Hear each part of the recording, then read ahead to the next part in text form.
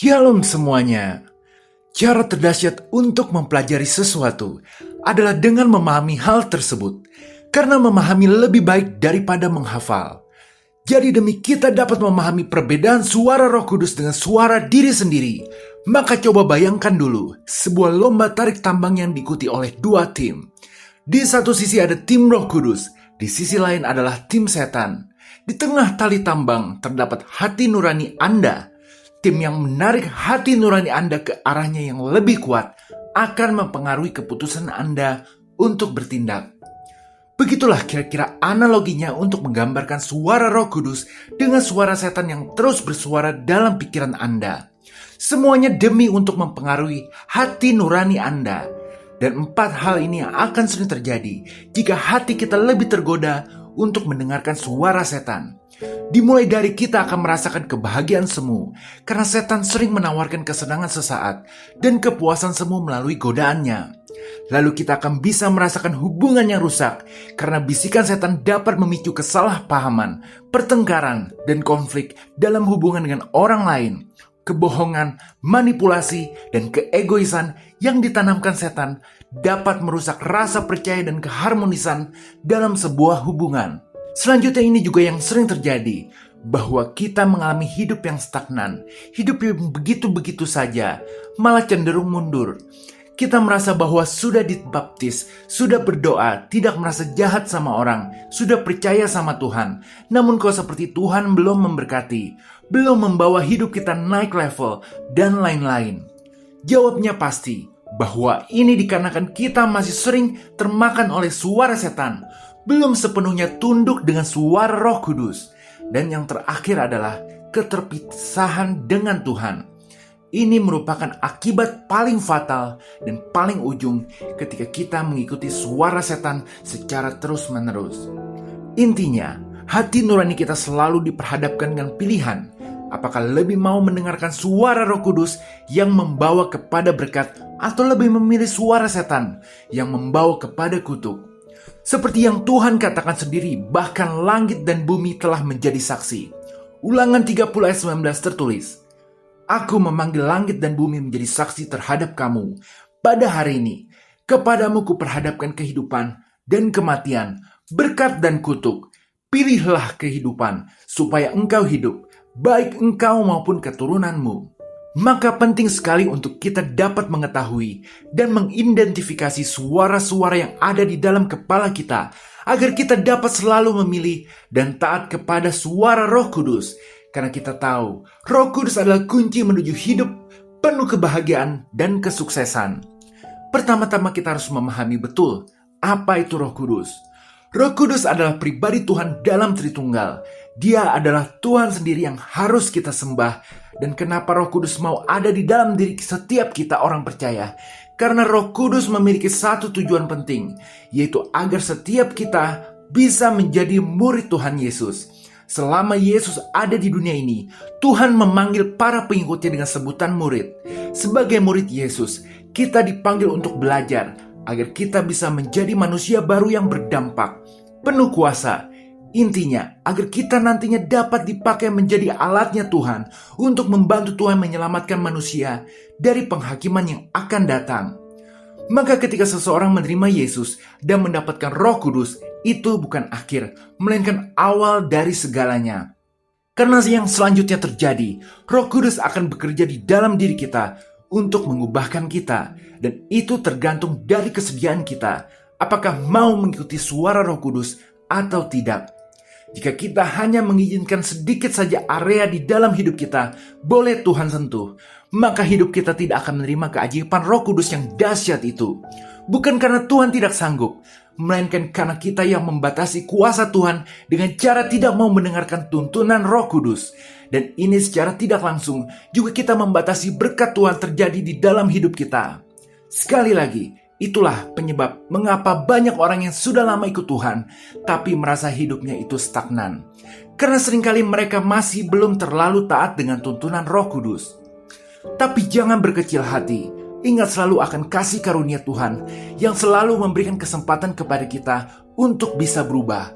agar mau mengizinkan Tuhan bekerja di setiap aspek kehidupan kita dengan cara kita mau mendengar dan taat terhadap suara Roh Kudus yang berbicara di dalam hati kita.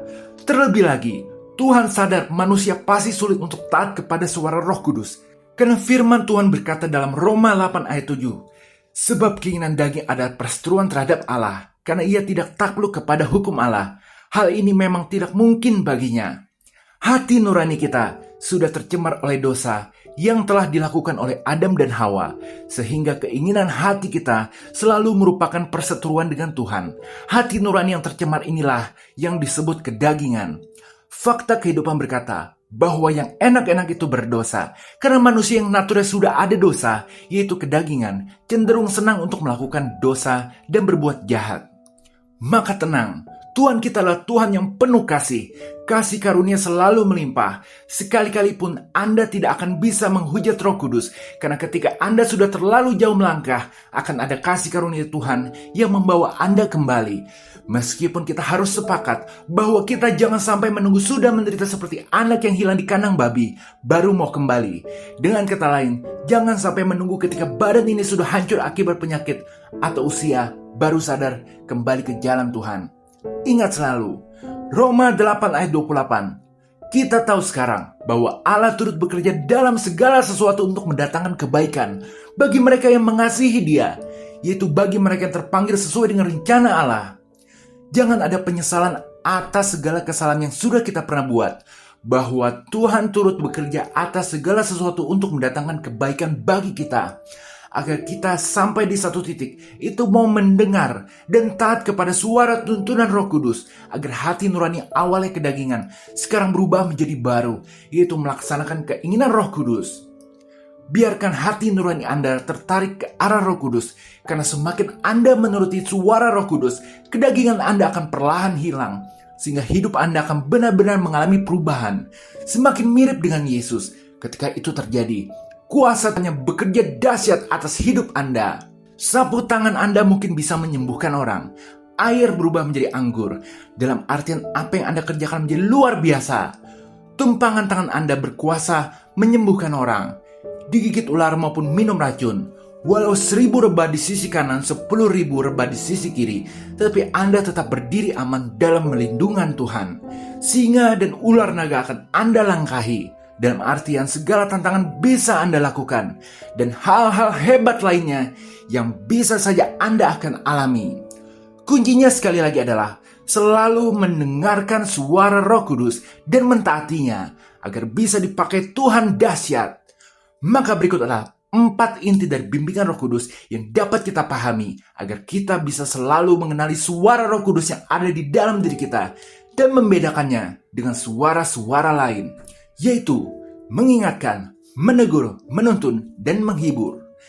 Yang pertama adalah mengingatkan kita. Yohanes 14:26 tertulis, tetapi penghibur, yaitu Roh Kudus, yang akan diutus oleh Bapa dalam namaku, Dialah yang akan mengajarkan segala sesuatu kepadamu dan akan mengingatkan kamu akan semua yang telah kukatakan kepadamu.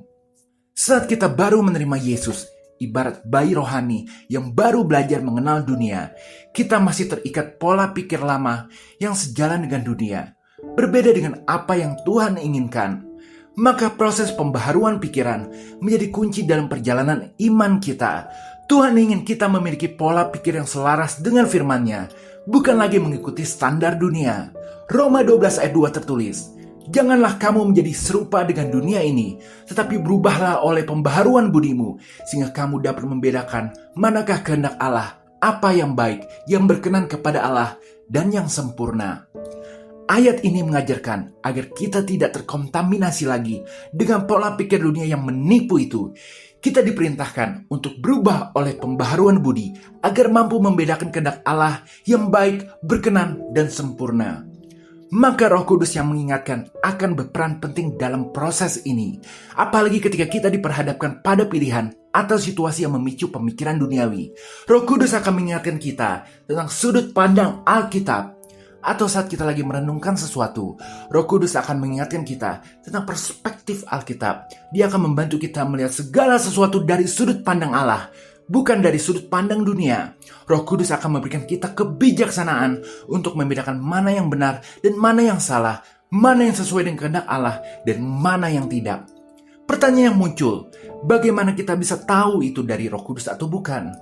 Jawabnya, Anda akan mengetahui sendiri bahwa itu dari Roh Kudus. Sebab 1 Yohanes 2 ayat 27 tertulis, sebab di dalam diri kamu tetap ada pengurapan yang telah kamu terima daripadanya.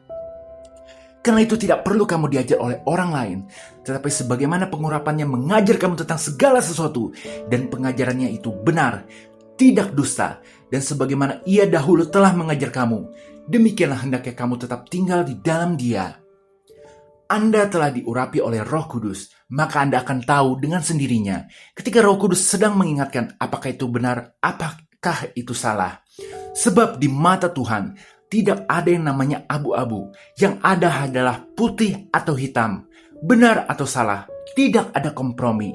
Iblis dengan santainya bilang, tidak apa-apa jika engkau memakan buah itu, engkau tidak akan mati.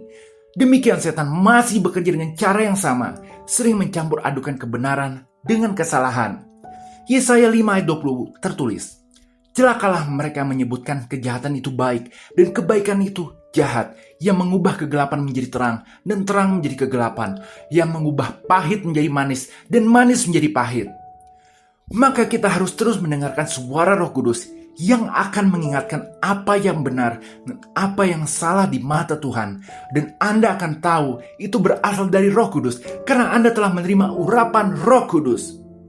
Kalau sudah begitu, segera taati. Jatuh bangun tidak apa-apa, asalkan memiliki kerendahan hati, mau berusaha, maka Tuhan akan tetap disenangkan. Sebab sebagaimana yang kedua, suara Roh Kudus bisa menegur kita. Yohanes 16 ayat 8. Dan kalau ia datang, ia akan menginsafkan dunia akan dosa, kebenaran, dan penghakiman. Roh Kudus adalah Tuhan yang memiliki tujuan untuk menginsafkan kita akan dosa dan membimbing kita ke dalam seluruh kebenaran. Sehingga Roh Kudus bisa menegur kita dan teguran dari Roh Kudus dapat membuat kita merasa bersalah ketika melakukan dosa dan akan membimbing kita untuk bertobat. Jika Anda merasa bersalah ketika misal habis marah-marah, itu artinya Roh Kudus sedang bekerja di dalam diri Anda. Itu tandanya Anda milik Tuhan. Tuhan mengasihi Anda. Roh Kudus akan mengajarkan Anda untuk segera bertobat dan akhirnya berubah menjadi diri Anda yang lebih baik. Ini artinya, tanpa kehadiran Roh Kudus, maka tidak ada manusia yang akan merasa sedih karena melakukan dosa, dan tidak ada seorang pun yang akan bertobat. Tidak peduli seberapa besar Anda telah melakukan dosa, jika Anda berdoa memohon ampun dalam nama Yesus kepada Tuhan, maka seperti yang tertulis dalam 1 Yohanes 1 ayat 9, jika kita mengaku dosa kita, maka ia adalah setia dan adil, sehingga ia akan mengampuni segala dosa kita dan menyucikan kita dari segala kejahatan.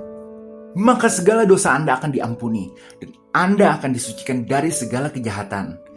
Ini pelajaran bagi kita, bahwa ketika ada suara rasa bersalah setelah melakukan dosa yang dimana itu merupakan teguran dari Roh Kudus, kita harus segera mengakui dosa itu agar dapat diampuni.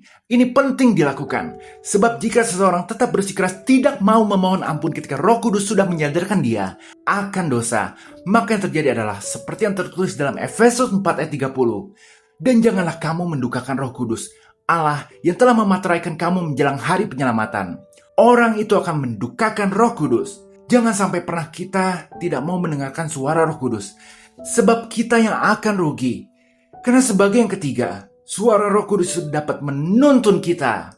Kisah Para Rasul 8 ayat 29 tertulis, lalu kata Roh kepada Filipus, pergilah ke situ dan dekatilah kereta itu.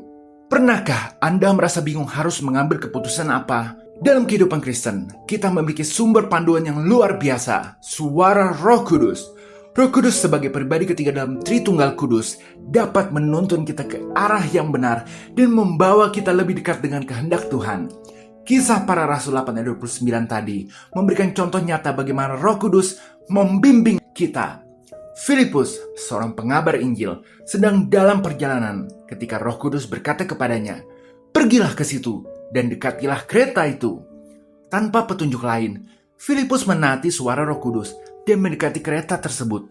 Ternyata, di dalam kereta itu ada seorang pejabat Ethiopia yang sedang membaca kitab suci.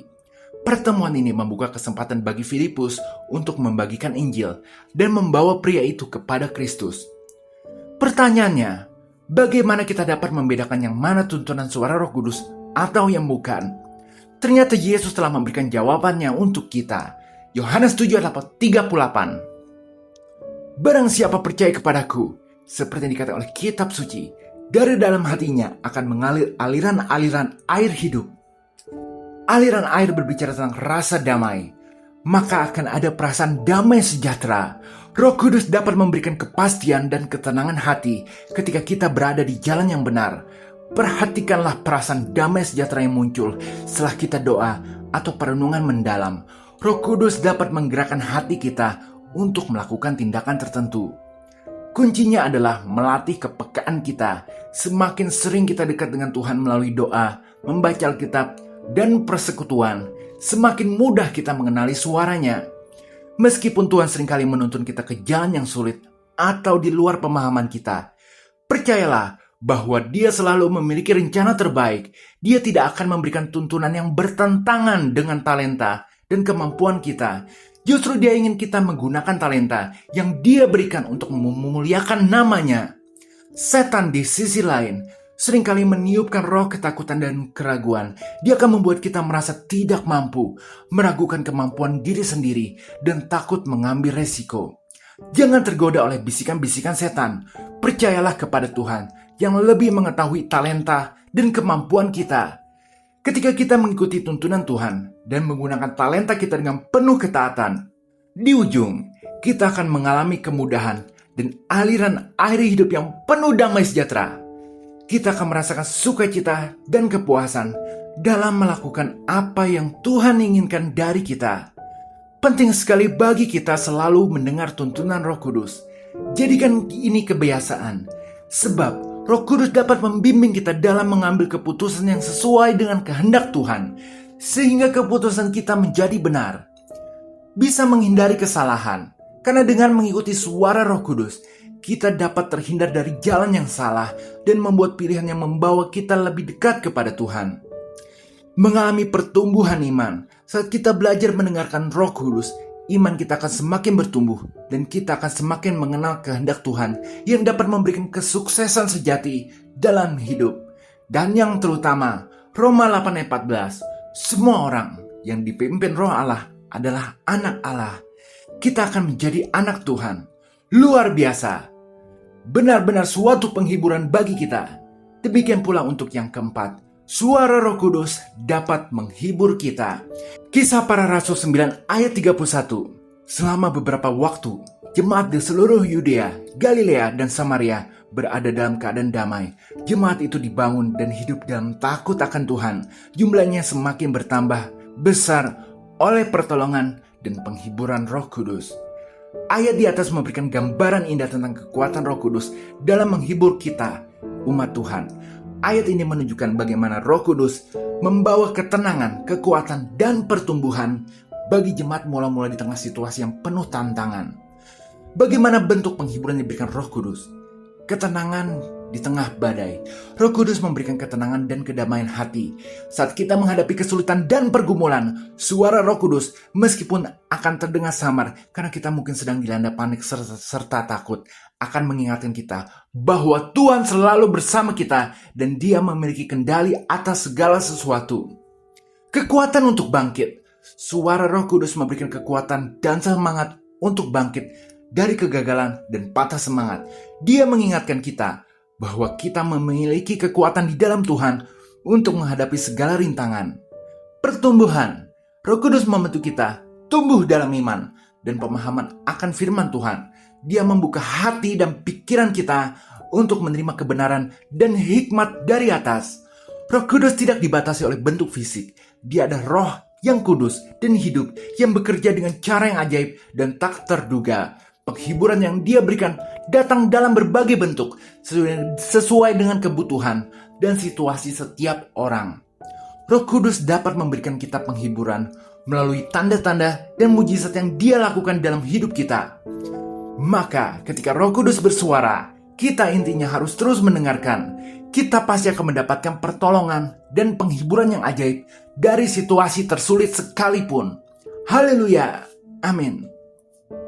Sebagai penutup, kita sudah belajar cara terdahsyat untuk bisa mengetahui perbedaan suara, apakah itu suara pikiran Anda dan suara Roh Kudus, adalah dengan memahami gambaran bagaimana suara-suara itu muncul di kepala kita dan memahami pekerjaan Roh Kudus dalam bersuara, di mana itu ada 4M, yaitu mengingatkan, menegur, menuntun, dan menghibur.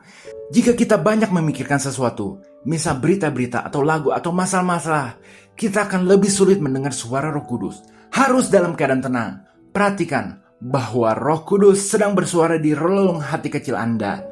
Mazmur 46 ayat 11 tertulis, "Diamlah dan ketahuilah bahwa akulah Allah dan aku ditinggikan di antara bangsa-bangsa, ditinggikan di bumi." Ayat ini mengajarkan dengan jelas bahwa kita harus diam untuk dapat mengetahui suara Tuhan. Maka boleh kita sering diam untuk mendengarkan suara Roh Kudus agar kita dapat mengetahui mengapa Tuhan yang kita sembah dan Bapa surgawi kita itu ditinggikan di antara bangsa-bangsa di bumi. Akhir kata, selain bersuara, Roh Kudus dalam diri kita mempunyai peran yang lebih luas lagi. Roh Kudus dapat memberikan kuasa untuk kita dapat melakukan pekerjaan-pekerjaan yang dahsyat, terutama pekerjaan yang bisa memuliakan Tuhan. Roh Kudus dapat membimbing kita berdoa, memberikan karunia-karunia rohani, menyatukan sesama orang percaya, dan yang terutama, memberikan kehidupan baru. Titus 3 ayat 5 tertulis, "Pada waktu Dia telah menyelamatkan kita, bukan karena perbuatan baik yang telah kita lakukan, tapi karena rahmat-Nya, oleh permandian kelahiran kembali, dan oleh pembaharuan yang dikerjakan oleh Roh Kudus." Maka, dekatlah dan taatilah terus Roh Kudus di dalam diri Anda.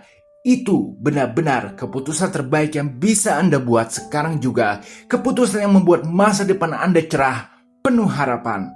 Haleluya, amin. Jika berkenan berikan like, share, dan subscribe serta komen. Tuhan Yesus memberkati.